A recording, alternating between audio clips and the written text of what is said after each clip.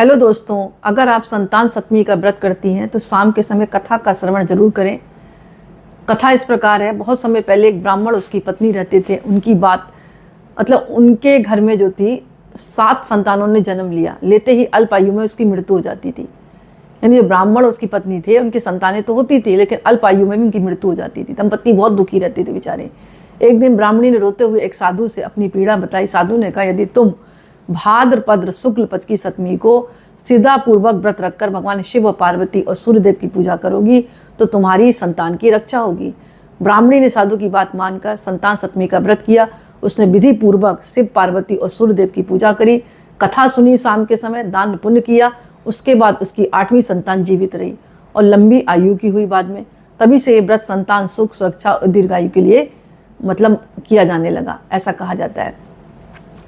तो इस दिन जो है मेष राशि वाली जो महिलाएं हैं, शिवलिंग पर शहद और दूध चढ़ा दें जाकर, संतान तेजस्वी और मेधावी होगी। वृषभ राशि वाली जो है गौ माता को हरा चारा खिलाएं, संतान के जीवन में स्थिरता और सुख समृद्धि आएगी। मिथुन राशि वाली जो है हरे कपड़े और मूंग का दान करें। इस दिन संतान की बुद्धि और पढ़ाई में प्रगति होगी।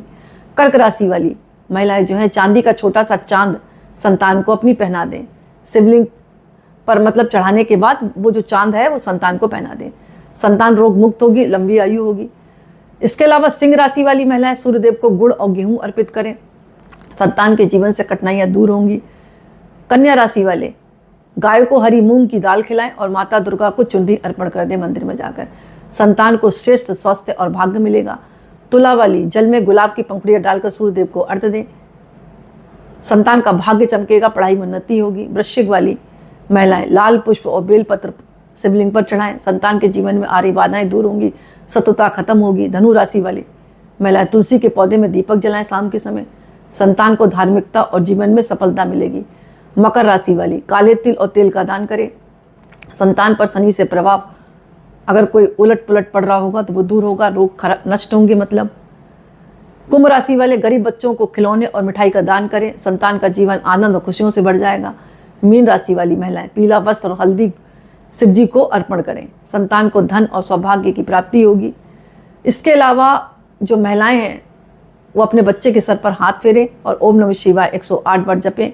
शाम के समय कथा सुने, गुड़ और बाजरे की पूड़ी अर्पित करें और बाद में इस प्रसाद को संतान को खिला दें।